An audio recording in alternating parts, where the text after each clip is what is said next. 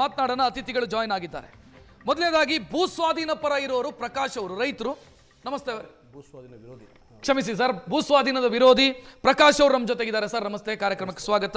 ಇನ್ನು ಉತ್ಕರ್ಷ್ ಅವರು, ಬಿಜೆಪಿಯ ವಕ್ತಾರರು. ನಮಸ್ತೆ ಉತ್ಕರ್ಷ್ ಅವರೇ, ಕಾರ್ಯಕ್ರಮಕ್ಕೆ ಸ್ವಾಗತ. ಸರ್, ನಿನ್ನೆ ಭೂಸ್ವಾಧೀನದ ಪರ ಇದ್ದವರು ಶೇಖರ್ ಅಂತ ಬಂದಿದ್ರು.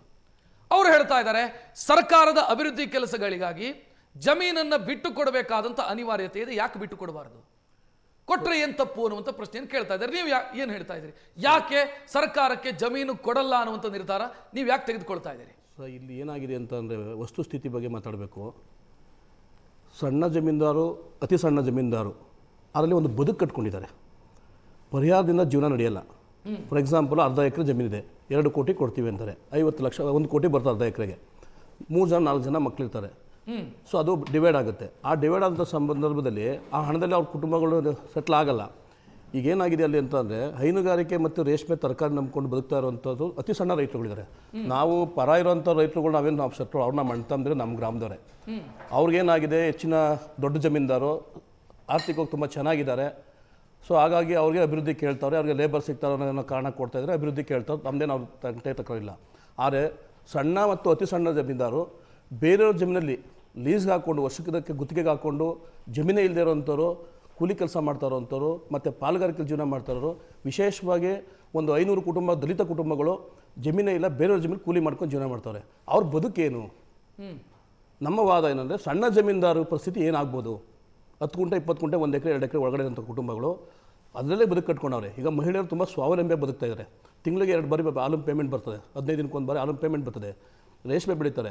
ಇನ್ನೊಬ್ರು ಕಾರ್ಖಾನೆಗೆ ಹೋಗಿ ಇನ್ನೊಬ್ರು ಕೈ ಕೇಳೋ ಕೆಲಸ ಮಾಡಿ. ನಿನ್ನೆ ಅವ್ರದ್ದೊಂದು ಪ್ರತಿವಾದವನ್ನು ಕೇಳಿಸ್ಕೊಂಡೆ ನಾನು. ಅವ್ರದ್ದೊಂದು ಮತ್ತೊಂದು ಆಯಾಮ ಇದೆ. ನೀರಿನ ವ್ಯವಸ್ಥೆ ಸರಿಯಾಗಿಲ್ಲ, ಅಲ್ಲಿ ನೀರು ಕಲುಷಿತಗೊಂಡಿದೆ. ವೃಷಭಾವತಿಯ ನೀರು ಬರುತ್ತೆ, ಅದು ಕಲುಷಿತಗೊಂಡಿದೆ. ಅದನ್ನು ಹಾಕಿ ಬೆಳೆದರೆ ಬೆಳೆದಂತ ಬೆಳೆಯೂ ಕೂಡ ಕ್ಯಾನ್ಸರ್ ಕಾರಕ. ಇಂಥ ಪರಿಸ್ಥಿತಿಯಲ್ಲಿ ಕೃಷಿ ಮಾಡ್ತಾ ಇದ್ದೀವಿ ನಾವು. ಸೊ ಈ ಭೂಮಿಯನ್ನ ಬಿಟ್ಟು ಕೊಡೋದೇ ಒಳಿತು ಅಂತ ಅವ್ರದ್ದು ಪ್ರತಿವಾದ ಇತ್ತು. ಮತ್ತೊಂದು ಆಯಾಮ ಇತ್ತು. ಮತ್ತು ಸರ್ಕಾರ ಎಲ್ಲರಿಗಿಂತ ಹೆಚ್ಚಿನ ದುಡ್ಡನ್ನು ಕೊಡ್ತೀನಿ ಅಂತ ಹೊರಟಿದೆ. 50% ಲ್ಯಾಂಡ್ ಶೇರ್ ಕೊಡ್ತೀವಿ ಅಂತ ಹೊರಟಿದೆ. ಮುಂದೆ ಅಭಿವೃದ್ಧಿ ಆದ ನಂತರ ಅದನ್ನು ಉಳಿಸ್ಕೊಳ್ಬಹುದು. ರೈತರೇನು ಬೀದಿ ಪಾಲಾಗಲ್ಲ. ವಿನಾಕಾರಣ ಇವರು ಆತಂಕವನ್ನು ಸೃಷ್ಟಿಸ್ತಾ ಇದ್ದಾರೆ ಅಂತ ಅವ್ರದ್ದು ಮತ್ತೊಂದು ಆಯಾಮ. ಸೊ ಇದು ಸಣ್ಣ ನೀರಾವರಿ ಇಲಾಖೆ ಕೊಟ್ಟಿರುವಂಥ ಅಂಕಿಅಂಶ. ಒಟ್ಟು 9600 ಎಕರೆಯಲ್ಲಿ ಕೇವಲ 750 ಎಕರೆಗೆ ಮಾತ್ರ ವೃಷಭಾವತಿ ನದಿ ಹರಿಯೋದು. ಅದು ಕ್ಲಿಯರಾಗಿ ಹೇಳ್ತೀನಿ. ಬೈರಮಂಗಲದಲ್ಲಿ 476 ಎಕರೆ, ಕೆಂಪೇನಪಾಳ್ಯದಲ್ಲಿ 232 ಎಕರೆ, ಕಂಚಗಾರನಲ್ಲಿ 66 ಎಕರೆ, ಇಷ್ಟು ಮಾತ್ರ ವೃಷಭಾವತಿ ನದಿ ಹರಿಯೋದು. ಉಳಿಕೆ ಅಂತ ಗ್ರಾಮ ಬನ್ನಿಗಿರಿ ಆಗ್ಬೋದು, ಹೊಸೂರು ಆಗ್ಬೋದು, ಅಳ್ಳಾಳ್ಸಂದ್ರ ಆಗ್ಬೋದು, ಕಂಚಗಾರನಹಳ್ಳಿ ಆಗ್ಬೋದು, KG ಗೊಲ್ಲರಪಳ್ಳಿ ಆಗ್ಬೋದು, ಒಡೆರಹಳ್ಳಿ ಆಗ್ಬೋದು, ಮಂಡಳ್ಳಿ ಆಗ್ಬೋದು, ಈ ಗ್ರಾಮಗಳಿಗೆ ವೃಷಭಾವತಿ ನೀರು ಒಂದು ಡ್ರಾಪು ನದಿ ಹರಿಯಲ್ಲ. ಮೊದಲನೇದು ವೃಷಭಾವತಿ ಕಲುಷಿತ ಆಗಿರೋದಕ್ಕೆ. ಮತ್ತೊಂದು ಕಾರಣ ಕೊಡ್ತೀನಿ. ವೃಷಭಾವತಿ ನದಿ ಇರೋದು 1000 ಎಕರೆಗಿಂತ ಹೆಚ್ಚು ದೊಡ್ಡ ಡ್ಯಾಮು. ಈ ಹರಿಯುವಂಥ ನದಿ ನೀರು ಎಷ್ಟು ಕಿಲೋಮೀಟರ್ ಇರ್ತದೆ? ತಮಿಳುನಾಡಿವರೆಗೂ ಹರಿತದೆ. ನಮ್ಮೆಲ್ಲ ಹರಿಯೋದು ಎಷ್ಟು ಕಿಲೋಮೀಟರ್ ಅಂತ ಹೇಳ್ಬಿಡ್ತೀವಿ ಪಂಚಾಯತಿ ವ್ಯಾಪ್ತಿಲಿ. ಬೈರಮಂಗಲ ಗ್ರಾಮದಲ್ಲಿ 4.80 ಕಿಲೋಮೀಟ್ರು, ಕೆಂಪೇನಪಾಳ್ಯದಲ್ಲಿ 1.2 ಕಿಲೋಮೀಟ್ರು, ಕಂಚಗಾರನಲ್ಲಿ 3.55 ಕಿಲೋಮೀಟ್ರು. ಇದು ಸರ್ಕಾರಿ ದಾಖಲೆ, ನನ್ನ ದಾಖಲೆ ಅಲ್ಲ. ಇಷ್ಟು ಕಿಲೋಮೀಟರ್ ಇರ್ತದೆ. ಉಳಿಕೆದು ಸಂಗಮ ಸೇರಬೇಕಾದ್ರೆ 80 ಕಿಲೋಮೀಟರ್ ಇರ್ತದೆ. ಹಾಗಾದ್ರೆ 80 ಕಿಲೋಮೀಟರ್ ಕನಕಪುರ ಕ್ಷೇತ್ರದಲ್ಲಿ 80% ಭೂಮಿ ನದಿ ಆಗುತ್ತೆ. ಹಾಗಾದ್ರೆ ಅಲ್ಲೆಲ್ಲ ನೀರು ಕಲುಷಿತ ಆಗಿಲ್ವಾ? ಕನಕಪುರದಲ್ಲಿ ಆರೋಹಳ್ಳಿ ತಾಲೂಕಿನ ಕೊಳನಹಳ್ಳಿ ಪಂಚಾಯತಿಲಿ ಸುಮಾರು 15-20 ಕಿಲೋಮೀಟರ್ ಇರ್ತದಲ್ಲ, ಅಲ್ಲಿ ನೀರು ಕಲುಷಿತ ಆಗಿಲ್ವಾ? ಅಲ್ಲೆಲ್ಲ ಹಾಲು ತರಕಾರಿ ಎಲ್ಲ ಶುದ್ಧವಾಗವೆ. ಅಲ್ಲಿ ಪಾವನ ಗಂಗೆ. ಈ ಕೇವಲ ಇಲ್ಲಿ ಹರಿಯೋದು ಕೇವಲ 400-700 ಎಕರೆ ಮಾತ್ರ ಜಮೀನು ಮಾತ್ರ ವೃಷಭಾವತಿ ಕಲುಷಿತ ಆಗಿದೆಯಾ? ನಾನು ಸರ್ಕಾರ ದಾಖಲೆ ಕೊಡ್ತೀನಿ, ಅವರು ದಾಖಲೆ ಇರೋಕ್ಕೆ ಕೊಡಲಿ. ಹಾಗಾಗಿ ಇದನ್ನು ಒಂದು ತಪ್ಪು ಮಾಹಿತಿ. ಸ್ವತಂತ್ರವಾಗಿ ಸ್ವಾಭಿಮಾನವಾಗಿ ಬದುಕ್ತಾ ಇದ್ದಾರೆ. ನಾನು ಇನ್ನೂ ಒಂದು ಪ್ರಶ್ನೆ ಕೇಳ್ತೀನಿ.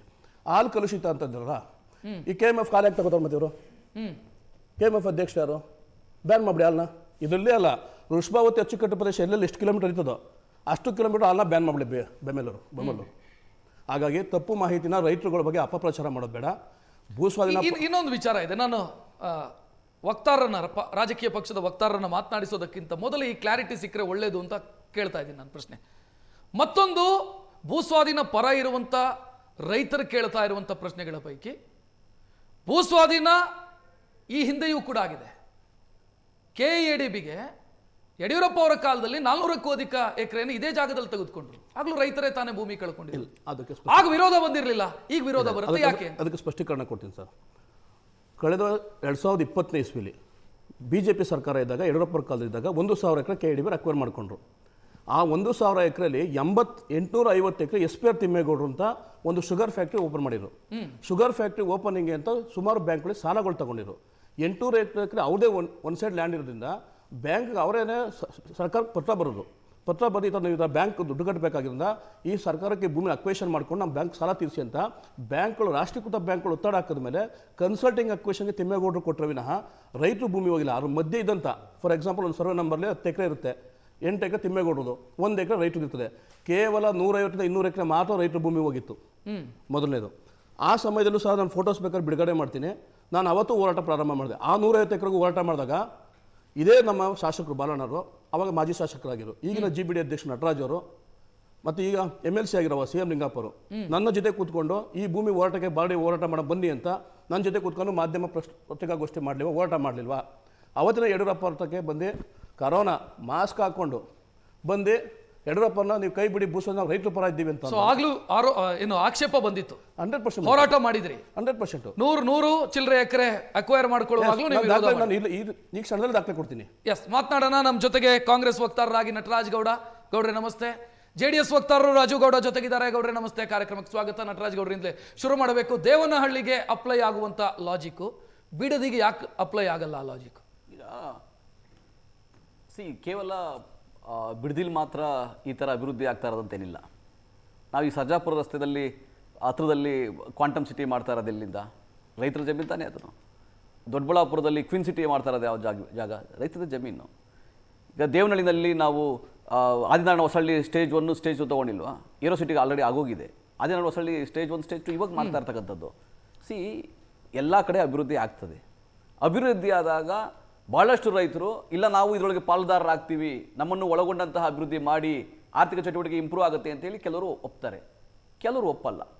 ಕಾನೂನು ಪ್ರಕಾರವಾಗಿ ಏನು ತೀರ್ಮಾನ ಆಗುತ್ತೆ, ಕಾನೂನು ಪ್ರಕಾರವಾಗಿ ಎಷ್ಟು ರೈತರು ಕೊಟ್ಟರೆ ಅದು ಸ್ವಾಧೀನ ಮಾಡ್ಬೋದು, ಇಲ್ಲ ಮಾಡೋಕ್ಕಾಗಲ್ಲ, ಅದನ್ನು ಚರ್ಚೆ ಸರ್ಕಾರ ಮಾಡಿ ತೀರ್ಮಾನ ಮಾಡುತ್ತೆ. ಕೆಲವು ರೈತರು ಕಾಂಪನ್ಸೇಷನ್ ಜಾಸ್ತಿ ಕೊಡಿ ಅಂತ ಕೇಳ್ತಾರೆ, ಕೆಲವು ರೈತರು ಡೆವಲಪ್ಡ್ ಲ್ಯಾಂಡ್ ಕೊಡಿ ಅಂತ ಕೇಳ್ತಾರೆ, ಕೆಲವು ರೈತರು. ನನ್ನ ಪ್ರಶ್ನೆ ಸಿಂಪಲ್ ಇದೆ. ದೇವನಹಳ್ಳಿಯವರು ರೈತರು, ಬಿಡದಿಯವರು ರೈತರಲ್ಲ, ಹೆಂಗಾಗತ್ತೆ? ಇಲ್ಲ ಕೇಳ್ತೇನೆ. ಆವತ್ತು ನಿಮ್ಮದೇ ಸರ್ಕಾರ ತೆಗೆದುಕೊಂಡಂತ ತೀರ್ಮಾನ ರೈತರ ವಿರೋಧ ಇದೆ, ರೈತರು ಒಪ್ಪಿಗೆ ಸೂಚಿಸದ ವಿನಃ ನಾವು ಡಿಫೆನ್ಸ್ ಪಾರ್ಕ್ ಅನ್ನು ಮಾಡಲ್ಲ, ಅದಕ್ಕೆ ಭೂಸ್ವಾಧೀನವನ್ನು ನಾವು ಕೈ ಬಿಡ್ತಾ ಇದ್ದೀವಿ. ಕರೆಕ್ಟ್. ಇವತ್ತು ಭೂಸ್ವಾಧೀನ ಕೈ ಬಿಡಿ ಅಂತ ಹೇಳಿದ್ರೆ ಡಿನೋಟಿಫಿಕೇಶನ್ ಮಾಡಿ ನಾನು ಯಾಕೆ ಜೈಲಿಗೆ ಹೋಗ್ಲಿ ಅಂತ ಪ್ರಶ್ನೆ ಕೇಳ್ತಾರೆ. ನೋಡಿ, ಅರ್ಥ ಇದೆ ಇವತ್ತು ರಾಜ್ಯದಲ್ಲಿ ರಕ್ಷಿಸಿಟ್ರೆ ಈ ವರ್ಷ ಇಡೀ ರಾಜ್ಯದಲ್ಲಿ 25 ಜಾಗಗಳಲ್ಲಿ KIDB ಮತ್ತು ವಿವಿಧ ಇಲಾಖೆಗಳು ಭೂ ಸ್ವಾಧೀನ ಮಾಡ್ಕೊತದೆ ಅಭಿವೃದ್ಧಿಗೆ. ಅದು ಮೈಸೂರಲ್ಲಿ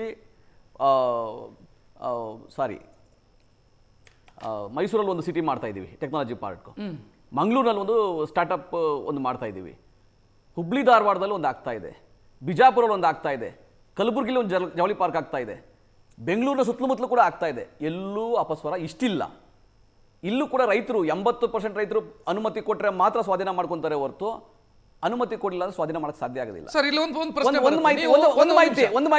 ಪ್ರಿಲಿಮಿನರಿ ನೋಟಿಫಿಕೇಶನ್ ಮಾಡಿದ್ರಿ 2025 ಮಾರ್ಚ್ ತಿಂಗಳಲ್ಲಿ. ಪ್ರಿಲಿಮಿನರಿ ನೋಟಿಫಿಕೇಶನ್ ಆದ ನಂತರ 4,000 ರೈತರು ಆಕ್ಷೇಪ ವ್ಯಕ್ತಪಡಿಸಿದ್ರು. ಒಂದನ್ನು ಅಡ್ರೆಸ್ ಮಾಡಿಲ್ಲ, ಇಲ್ಲ ಒಂದಕ್ಕೂ ಉತ್ತರ ಕೊಡ್ಲಿಲ್ಲ. ಈಗ ಎಲ್ಲಿದೆ ಪಾರದರ್ಶಕತೆ? ನೀವು ಹೇಳ್ತೀರಿ 80%. ನಿಮ್ಗೆ ಯಾವ 4,000 ರೈತರು ನನಗೆ ಮಾಹಿತಿ ಇಲ್ಲ, ನನಗೆ ಮಾಹಿತಿ ಇಲ್ಲ. ನಾನು ಕುಮಾರಸ್ವಾಮಿ ಅವರ ಮಾಹಿತಿಯನ್ನು ಹೇಳ್ತಾರೆ. ನಾನು ಇಲಾಖೆಯ ಮಾಹಿತಿ ಹೇಳ್ತೀನಿ. 663 ರೈತರು ನಾವು ಜಮೀನು ಕೊಡೋದೇ ಇಲ್ಲ ಅಂತ ಹೇಳಿದ್ದಾರೆ. ಅದು 1,400 ಎಕರೆ ಆಸುಪಾಸು ಬರುತ್ತೆ. ಏನು, ನಾವು 7,481 ಎಕರೆನಲ್ಲಿ 1,400 ಎಕರೆ ಆಸುಪಾಸು ಬರುತ್ತೆ. ಕೇವಲ 663 ರೈತರು ಮಾತ್ರ ನಾವು ಕೊಡೋದಿಲ್ಲ ಅಂತ ಹೇಳಿದ್ದಾರೆ. ಇನ್ನು ಕೆಲವು ರೈತರು ನಮಗೆ ಕಾಂಪನ್ಸೇಷನ್ ಜಾಸ್ತಿ ಮಾಡಿ ಅಂತ ಹೇಳಿದ್ದಾರೆ, ನಮಗೆ ಡೆವಲಪ್ಡ್ ಲ್ಯಾಂಡ್ ಕೊಡಿ ಅಂತ ಹೇಳಿದ್ದಾರೆ. ಅದೆಲ್ಲ ಬೇರೆ ಬೇರೆ ಕಂಡೀಷನ್ಸ್ ಇದ್ದಾವೆ. ಸರ್ಕಾರ 80% ರೈತರ ಅನುಮತಿ ಇಲ್ಲದಲ್ಲೇ ಭೂಸ್ವಾಧೀನ ಮಾಡೋಕ್ಕೆ ಸಾಧ್ಯ ಆಗೋದಿಲ್ಲ. ಭೂಸ್ವಾಧೀನ ಈಗ 518 ಎಕರೆಗೆ ಏನು ನೋಟಿಫಿಕೇಶನ್ ಅಧಿಸೂಚನೆ ಆಗಿದೆ, ಆ ಜಾಗದಲ್ಲೂ ಅಷ್ಟೇ, ಕೆಂಪೈನಪಾಳ್ಯ ಆಗ್ಬೋದು, ಒಡೆರಹಳ್ಳಿ ಆಗ್ಬೋದು, ಆ ಜಾಗದಲ್ಲೂ ಅಷ್ಟೇ 580 ರೈತರಲ್ಲಿ 500 ರೈತರು ನಾವು ಜಮೀನು ಕೊಡ್ತೀವಿ, ಇಲ್ಲಿಂದ ಶುರು ಮಾಡಿ ಅಂತ ಸ್ವಾಗತ ಮಾಡಿದ್ದಾರೆ. ಪ್ರಕಾಶ್ ಅವರದ್ದು ಒಂದು ಪ್ರತಿಕ್ರಿಯೆ ಪಡ್ತಾರೆ. ವಾಸ್ತವ ಏನು ಅಂತ ಗೊತ್ತಾಗುತ್ತೆ. ರೈತರ ಪ್ರತಿಷ್ಠೆ ಇಲ್ಲ ಅಂತ ನಾನು ಹೇಳ್ತಾ ಇಲ್ಲ.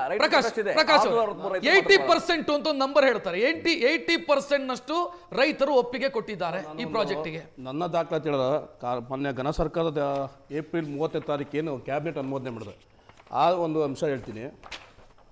ಸದರಿ ಪ್ರಾಥಮಿಕ ಅಧಿಸೂಚನೆಯನ್ನು ದಿನಾಂಕ 13/3/2025 ಕರ್ನಾಟಕ ರಾಜ್ಯದಲ್ಲಿ ಹಾಗೂ ದಿನಾಂಕ 28/3/2020 ದಿನಪತ್ರಿಕೆಯಲ್ಲಿ ಪ್ರಕಟಿಸಲಾಗಿದೆ.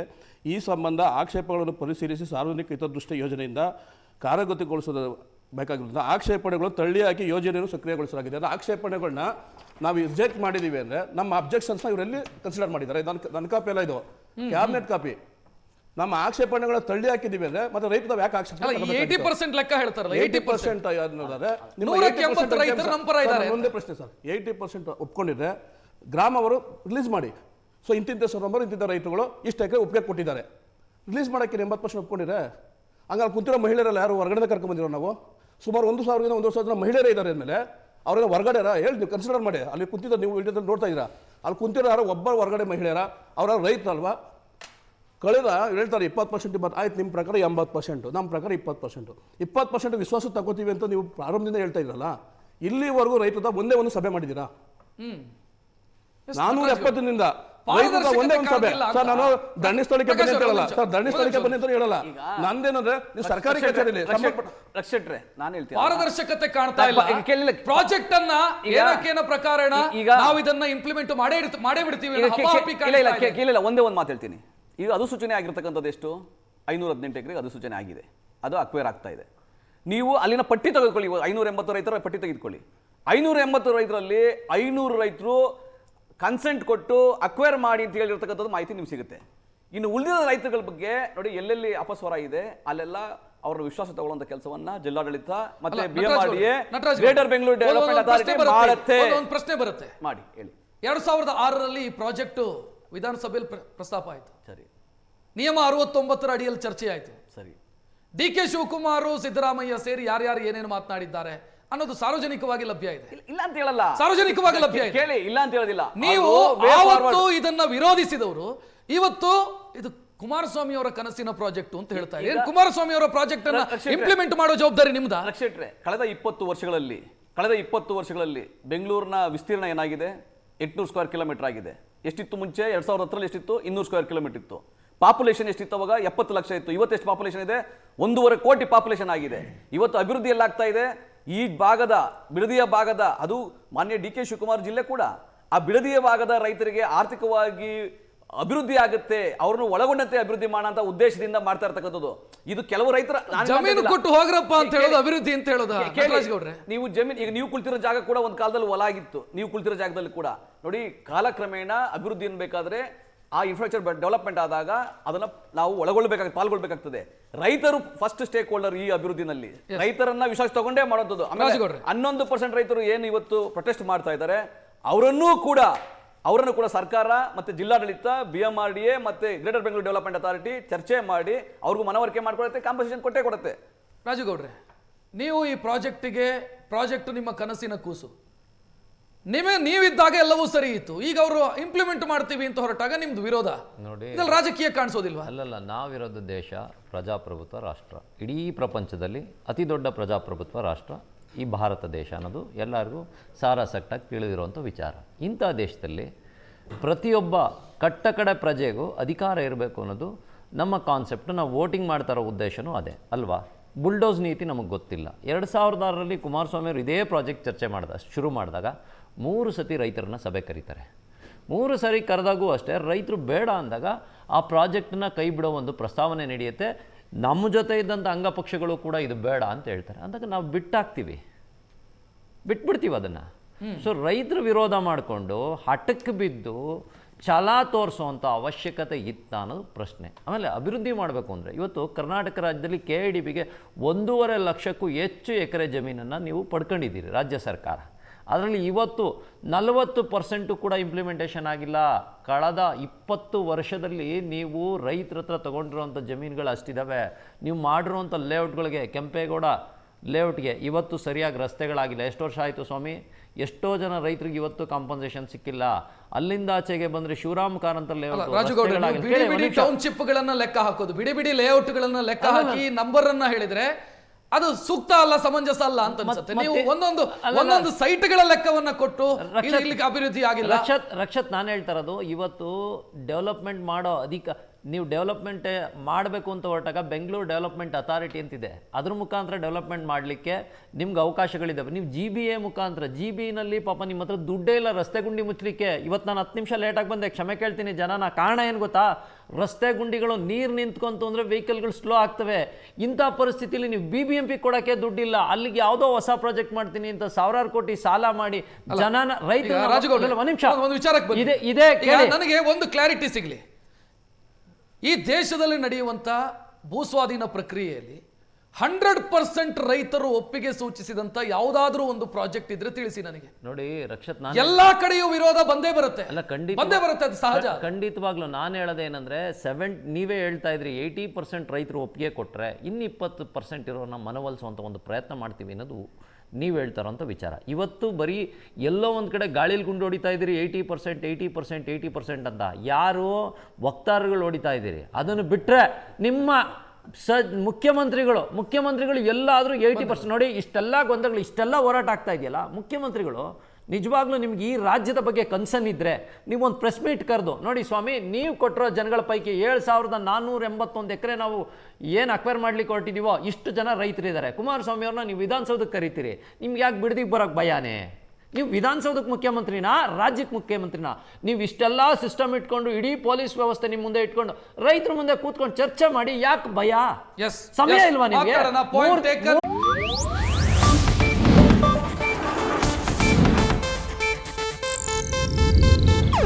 ಇದು ಏಷ್ಯಾನೆಟ್ ನ್ಯೂಸ್ ನೆಟ್ವರ್ಕ್ ಪ್ರಸ್ತುತಿ.